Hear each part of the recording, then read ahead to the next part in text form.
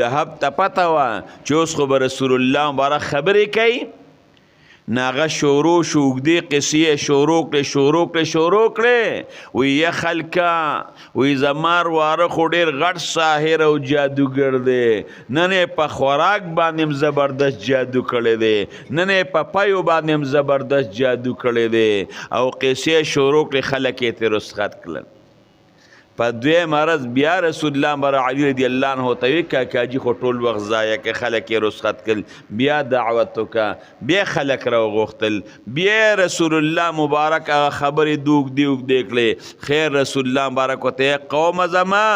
ما تاسو ته داسې څیز راوړی دی او داسې څیز درته پیش کوم چې چا خپل قوم ته نه دی پیش کړی ما د الله پیغمبر ومنې په یو الله باندې ایمان راوړی دغه ابو لهب بیا رسول الله مبارک خبر او نه منله ټول مجلس کې رسول الله مبارک ته خبرې وکړې